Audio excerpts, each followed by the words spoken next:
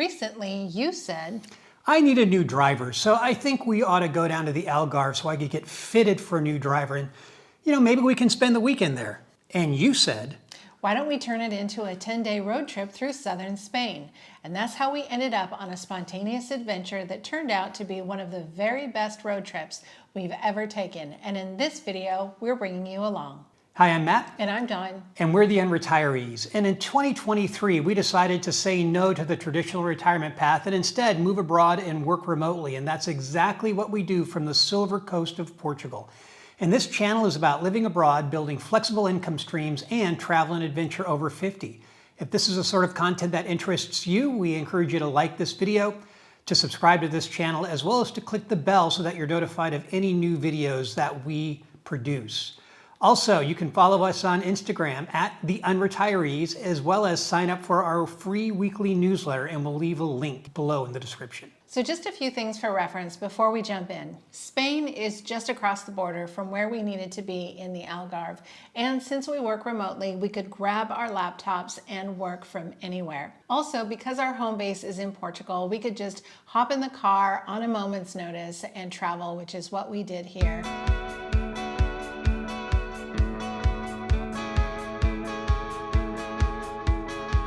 So our first stop was in Faro, which is a city in the southernmost part of Portugal, and it's about 67,000 people, so it's a big, reasonably sized city. It's got an airport and everything.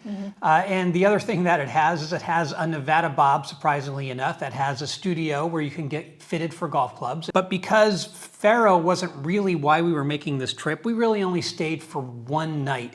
So we didn't really do a lot of sightseeing.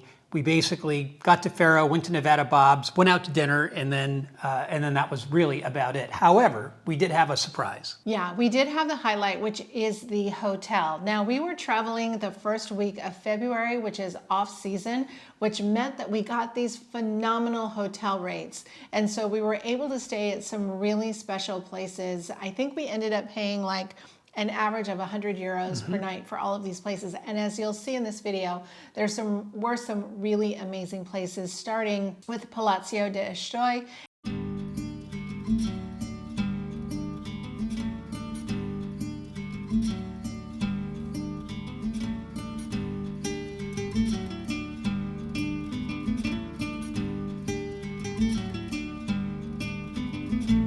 I would highly recommend staying here. I think the staff was amazing. The room was huge and the views were incredible. It was just a really peaceful place to stay.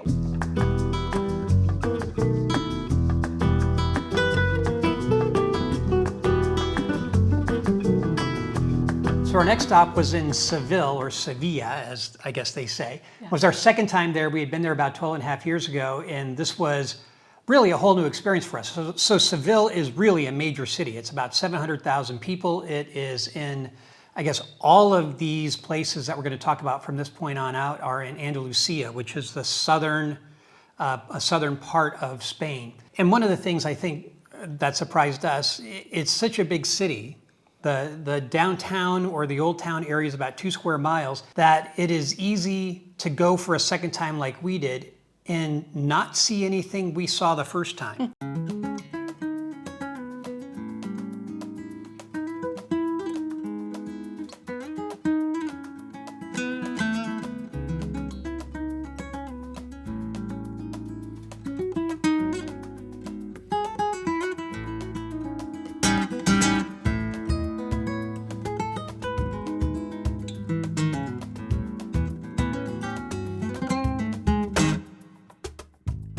Now, even though we weren't in Seville very long, there were some highlights. We did stay at a hotel. To be honest, I don't really remember a lot about that hotel, except that we had to go through an underground tunnel to get to our room, which I thought was very cool, and Matt thought was pretty creepy. It was creepy. Yeah. As soon as we arrived in Seville, we just dropped our things and were able to catch a flamenco show. And this was our first ever flamenco show, I think. And that was a really great experience as well.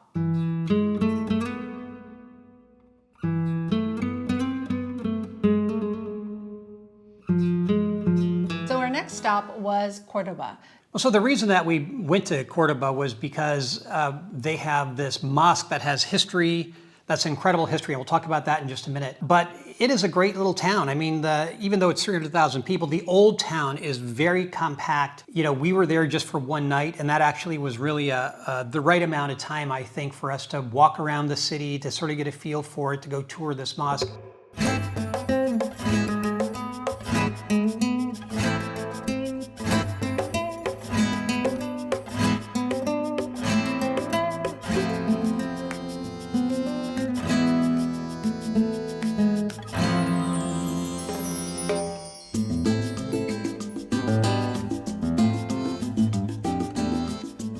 So there were a few highlights in Cordoba, but the main one, as Matt mentioned, is the mosque. Now this mosque was built in 785. It's really beautiful, but in the 1600s, the Christians actually built a cathedral within the mosque, which makes this really unusual, really fascinating thing to see.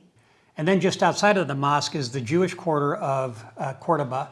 And this is really, I think, the heart of the old town. Other than the mosque, it's the heart of the old town. So shops and restaurants and little alleys and things like that, it's very, very cool. And in fact, we had probably, if it wasn't our best meal, it was one of our best meals on the trip at a place called Casa Rubio with tapas. And it really was a highlight meal of this trip.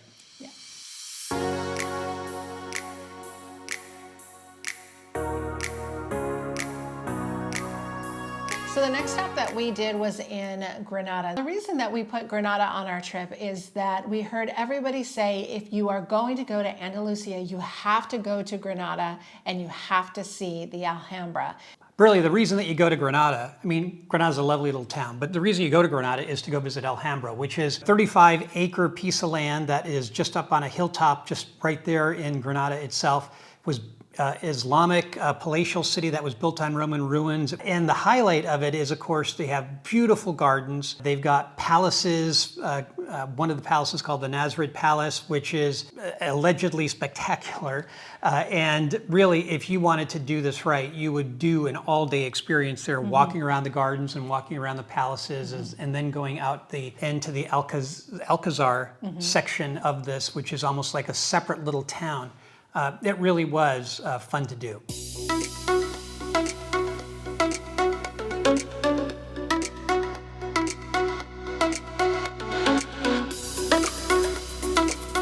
Now I have to say that when it came to Granada, we actually had a couple of glitches. Number one, we didn't book our tickets for the Nasrid Palaces early enough, and the only spot that they had available was when we had meetings for work, because we were working and traveling, and so we weren't able to see those, and I think that was a big miss. So we would definitely recommend booking those, even in off-season, book those, because you can go through the Alhambra at any time during the day, the outside, and see the gardens, but when it comes to the palaces, they're very, very strict on time.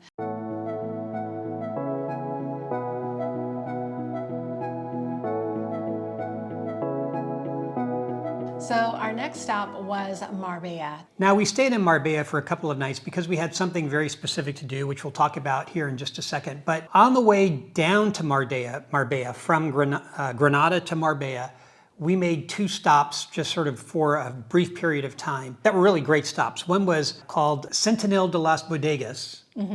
Maybe I'm saying it right, I hope I am, which is this little village that was built into a rock. It's kind of interesting to go and see it. Now the next stop that we made is in a place called Ronda. This is a smaller town of about 35,000 people, and the most famous reason for visiting Ronda is to see the Ponte Nueva Bridge. This is a bridge that connects two parts of the city that are divided by a gorge that's 360 feet deep, which is like a 35-story building, residential building. This town was really charming. I was surprised by how charming this town was. I think I was a little more charmed by it than you were, but this is a town, even though we only made a stop, I could see booking a night there, but you don't have to. You could easily see the town and the bridge. Well, one of the other reasons why we wanted to stay in Marbella was because we wanted to walk the Caminito del Rey, and we're going to talk about that in just a minute. But in Marbella, we probably had one of the best dinners that we had on this entire trip. We had, we were looking to go to have some paella. Dawn specifically, she's much more a paella person than I am, but I was converted on this trip. We went to this restaurant called Timonel, which was in the older part of Marbella, but the restaurant was fantastic, small, little, probably not more than a 30-seat restaurant. But the paella there was fabulous. It made me a paella lover. Yeah, it's a great restaurant. Yeah, it really was a good restaurant.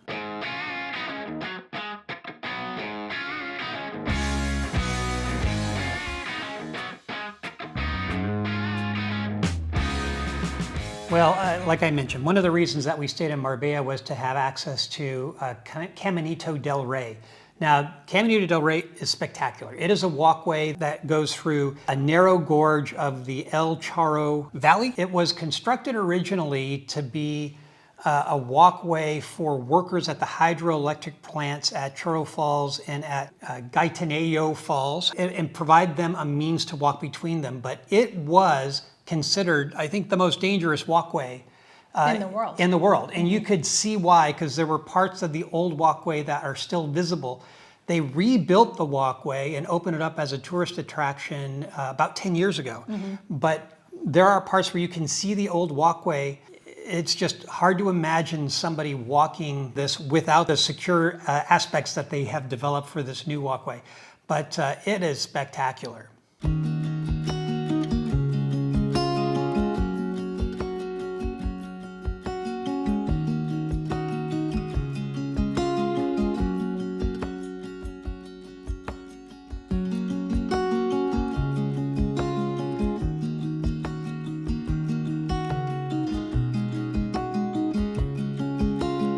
So what did you think about the Caminito del Rey? Well, it was spectacular, probably the highlight of this trip. Yes. Some of the most stunning photography and video that we have was from here, and just from the experience itself. Even if you set the cameras down, the experience itself was just spectacular.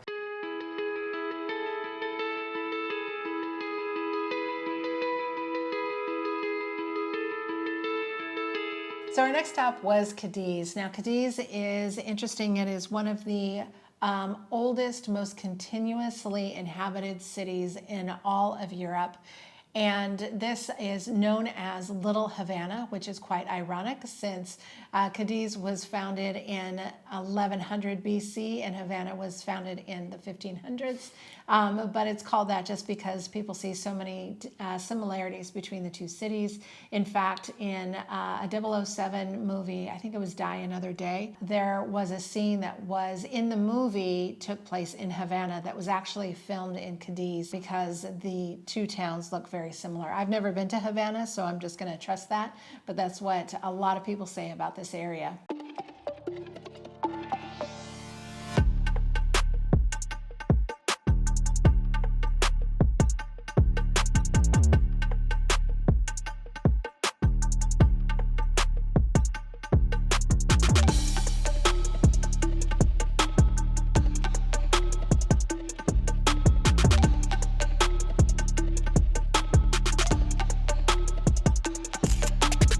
Well, you can see from the video here, the architecture of this town is it's really fun and it's very charming.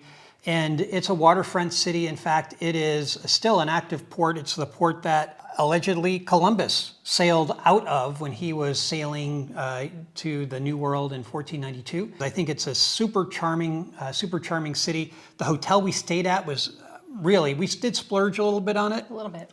But it was spectacular. And it was just part of this old town of Cadiz where you could just easily walk to lots and lots of interesting things. It was just a stunning hotel. We had a couple of really good meals. Now, they do have Michelin-starred restaurants here. One of the things about Cadiz is that these restaurants open up at 9 p.m. And we're not 9 p.m. going out to eat kind of people. Look, maybe you are. So we didn't go out to them, but we did have a couple of really good meals. One was really great tacos at a place called Santa Carina. They were really special tacos. They were the best tacos we've had in Europe since we moved here. Yeah, absolutely. And then we also had great empanadas the following afternoon at Mulvan, which actually I guess there's several Mulvan stores, but Mulvan was just, the empanadas there were really, really delicious. I think the other thing that's interesting is the cathedral's beautiful, but one of the things that they have is they have a Roman architectural dig, and they have an amphitheater, old Roman amphitheater that they discovered that they really discovered recently within the 1980, last 45, 50 years, and have it roped off. You can go and tour that and stand inside of it, and that part is really very cool. But it's a very charming city.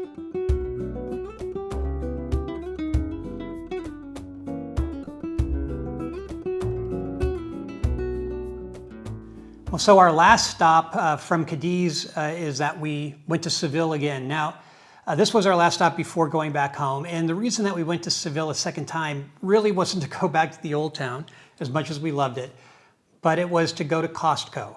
Now, in Portugal, there are no Costcos. There are a handful of Costcos in Spain, and there are a couple in Madrid and this one in Seville that are probably equidistant for us to get to. Well, so what did you think of Costco? So I kind of imagined, I wanted to go to Costco because I thought it'd be really good content. I thought, oh, this is going to be so interesting at Costco in Spain.